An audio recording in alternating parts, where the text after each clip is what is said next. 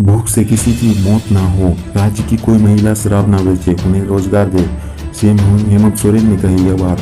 मंत्री हेमंत सोरेन ने कहा कि झारखंड में भूख से किसी की मौत ना हो, यह सभी जिला के उपायुक्त सुनिश्चित करें। इस बात को गंभीरता से ले, अगर ऐसा हुआ तो यह शर्मनाक के साथ दर्दनाक भी होगा। हम सभी को अपनी जिम्मेदारी का निर्वहन ईमानदारी के साथ करना होगा। राशन वितरण, दीदी किचन, मनरेगा व अन्य योजनाओं की समीक्षा करें, साथ ही योजनाओं में इजाफा करें। लोगों को रोजगार से जोड़े, इसमें बिचौलियों को जगह नहीं मिलनी चाहिए। मुख्यमंत्री ने कहा कि बिचौलियों के पास जॉब कार्ड होने की जानकारी मिली है, ये हावी ना हो, इसका ध्यान रखें। ग्रामीणों को रोजगार देना सरकार की प्राथमिकता है। तेजी से कार्य करें, किसी तरह की लापरवाही ना हो, इसका ध्यान रखें। प्रखंड और पंचायत स्तर पर श्रमिकों को चिन्हित कर उन्हें रोजगार उपलब्ध कराने की दिशा में कार्य हो। श्रमिकों को श्रमिक का भुगतान समय पर करें। मुख्यमंत्री राज्य के सभी 14 जिलों के उपायुक्त एवं उप विकास आयुक्त के साथ आयोजित वीडियो कॉन्फ्रेंसिंग के दौरान बैठक कर निर्देश दे रहे थे। मुख्यमंत्री ने कहा है कि राज्य की महिलाएं हाट बाजार में शराब की बिक्री न करें, उन्हें बलपूर्वक नहीं हटाकर ऐसी महिलाओं को अन्य रोजगार से जोड़ने की पहल करनी है। महिलाओं समूह बनाकर रोजगार के नए अवसर तैयार करना है। धीरे धीरे महिलाओं को शराब बिक्री नहीं करने के लिए जागरूक करते हुए उनके अनुपूरक कार्य उपलब्ध कराना है। अपने हिस्से का पौधा लगाया और उसे सींच कर पेड़ बनाए। मुख्यमंत्री हेमंत सोरेन ने शुक्रवार को डोरंडा स्थित वन भवन परिसर में विश्व पर्यावरण दिवस पर पौधारोपण किया। इसके बाद मीडिया से बात की। आज पूरे विश्व में पर्यावरण के प्रति चिंता की वजह से चर्चाएं हो रही है। इसकी जरूरत पर्यावरण से हो रहे खिलवाड़ के कारण पड़ी है। सीएम सोरेन ने कहा कि पर्यावरण संरक्षण के लिए सरकार के स्तर से कार्यक्रम होते ही रहेंगे, लेकिन हम सभी को पर्यावरण के प्रति अपनी जिम्मेदारी निभानी पड़ेगी। हम अपने हिस्से का पौधा लगाएं और उसे सींच कर पेड़ बनाएं। उन्होंने लोगों से अपने हिस्से का पौधा लगाने की अपील की। मुख्यमंत्री ने खुद भी अपने हिस्से का पौधा लगाकर पर्यावरण के प्रति जागरूकता का संदेश दिया। सीएम हेमंत सोरेन ने कहा कि जैव विविधता की परिकल्पना झारखंड की है। हम अपने आसपास जितनी हरियाली रखेंगे उतनी खुशहाली हमारी जिंदगी में आएगी। उन्होंने कहा कि झारखंड के नाम से ही इस बात का अंदाजा लगाया जा सकता है कि यह वन और जंगल से आच्छादित प्रदेश है।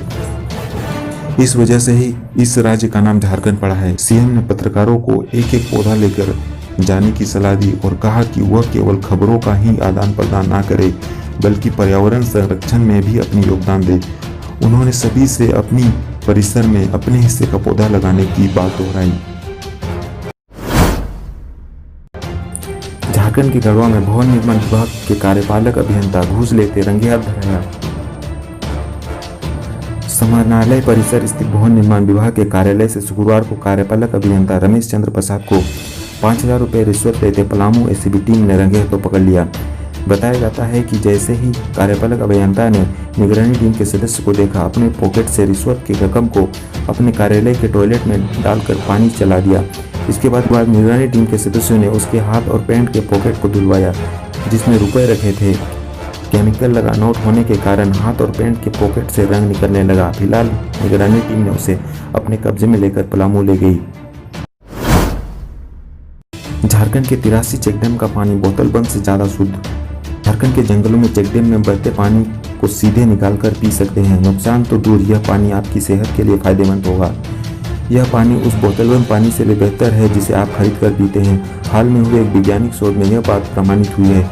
इस शोध के अनुसार झारखंड के वन क्षेत्रों में जल संरक्षण के लिए बनाए गए 203 में से 83 चेकडैम का पानी खरीद कर उपयोग किए जा रहे पेयजल से बेहतर है। पहले तो वन विभाग की रिसर्च टीम ने अपने शोध के बाद चेकडैम के जल को सीधे पीने लायक बताया। इसके बाद जादवपुर विश्वविद्यालय के वाटर रिसर्च इंजीनियर विंग ने भी इस पर मुहर लगा दी। जादवपुर विश्वविद्यालय से 52 चेकडैम की रिपोर्ट वन विभाग को प्राप्त हुई है। इन सभी में पानी की गुणवत्ता बेहतर बताई गई है। बाकी चेकडैम की रिपोर्ट जल्द आने की उम्मीद है। लॉकडाउन से बेहतर हुआ झारखंड का पर्यावरण, सूक्ष्म धूलकण की मात्रा में भारी गिरावट। लॉकडाउन के दौरान लोगों को परेशानी और आर्थिक नुकसान भले ही हुआ हो, लेकिन राज्य के वायु और ध्वनि प्रदूषण में कमी आने से पर्यावरण बेहतर हुआ है। हवा में सेहत की दृष्टि से बेहद खराब माने जाने वाला सूक्ष्म धूलकण PM10 की मात्रा में भारी गिरावट आई है। रांची में PM10 का सामान्य स्तर 90 से 110 माइक्रोग्राम प्रति क्यूबिक मीटर रहता है, जो मौजूदा समय में 65-70 है। इसी तरह धनबाद और जमशेदपुर जैसे शहरों में भी सुधार दिखने लगा है। वायु प्रदूषण की मात्रा में 50% तक कमी आई है। इसी तरह ध्वनि प्रदूषण में 30% तक कमी आई है। पर्यावरण सुधार के लिए हवा और ध्वनि के इस स्तर को बरकरार रखना होगा, नहीं तो फिर से समस्या उत्पन्न होगी। राजधानी रांची की हवा में मौजूद सूक्ष्म धूलकण की मात्रा लॉकडाउन से पहले मानक सीमा 100 मिलीग्राम प्रति क्यूबिक मीटर से 40% तक अधिक, करीब 140 तक रिकॉर्ड किया जाता था। लॉकडाउन 1 के दौरान इसमें 33.33% की कमी आई। लॉकडाउन 2 के दौरान हालत और सुधरे, वायु प्रदूषण में 43.10% की कमी हुई। वहीं लॉकडाउन 4 तक वायु प्रदूषण में कमी 50% तक पहुंच गया। इसी तरह रांची में ध्वनि प्रदूषण में भी कमी आई। लॉकडाउन के दौरान ध्वनि प्रदूषण में मानक से 24.95% तक कमी हुई।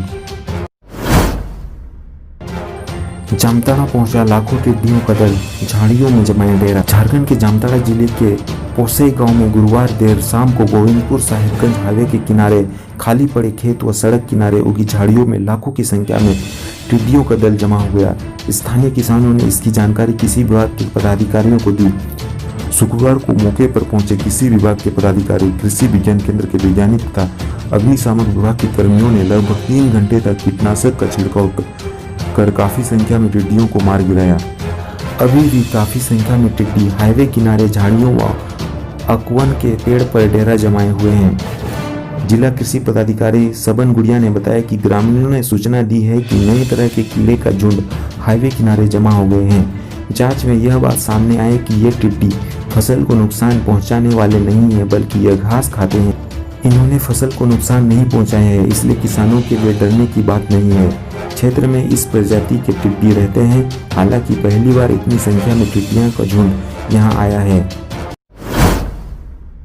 झारखंड के जमशेदपुर और कर्नाटक के हम्पी में भूकंप के झटके, लोगों में दहशत।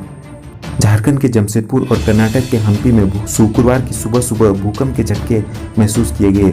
कर्नाटक में आए भूकंप की तीव्रता 4.0 तो झारखंड में 4.7 तीव्रता रही। झारखंड में आए भूकंप का केंद्र जमशेदपुर रहा। भूकंप के बाद लोगों में दहशत पैदा हो गई। लोग डर के चलते घरों से बाहर निकल आए। जमशेदपुर में सुबह 6:55 भूकंप आया। तक किसी प्रकार की अप्रिय घटना की सूचना नहीं मिली है। इससे संयोग कहे या कुछ और। ठीक इसी समय सुबह 6:55 पर कर्नाटक के हम्पी में भी भूकंप के झटके महसूस किए गए। सिमडेगा के कोरोना पॉजिटिव बुजुर्ग की रिम्स में मौत। झारखंड में कोविड-19 से अब तक 7 लोगों की मौत। कोरोना वायरस के संक्रमण से राजधानी रांची में एक और व्यक्ति की मौत हो गई। शुक्रवार को एक बुजुर्ग मरीज ने दम तोड़ दिया। उन्हें गुरुवार की रात को मेडिका से Rajendra institute of medical science में शिफ्ट किया गया था। गुरुवार को ही रांची के एक रिटायर्ड फौजी की रिम्स में न्यूरो सर्जरी वार्ड में मृत्यु हो गई थी। वह कोरोना वायरस से संक्रमित थे। सिमडेगा के इस कोरोना पॉजिटिव मरीज की उम्र 70 साल थी। वह किडनी की बीमारी का इलाज करा रहा था। गंभीर अवस्था में उसे मेडिका से रिम्स लाया गया था। इलाज के दौरान उसकी मौत हो गई। लगातार 2 लोगों की कोरोना से संक्रमित होने और उसकी मौत के बाद रांची के सिविल सर्जन ने मेडिका अस्पताल के खिलाफ सख्ती दिखाई है। सिविल सर्जन ने नोटिस जारी करते हुए पूछा है कि मरीज को कोरोना की जांच रिपोर्ट आने तक आइसोलेशन वार्ड में क्यों नहीं रखा गया। शुक्रवार को जिस व्यक्ति की कोरोना वायरस के संक्रमण से मौत की पुष्टि हुई है वह मूल रूप से सिमडेगा का रहने वाला है। इसके साथ ही झारखंड में कोरोना वायरस से संक्रमित व्यक्ति की मौत का आंकड़ा 7 हो गया है।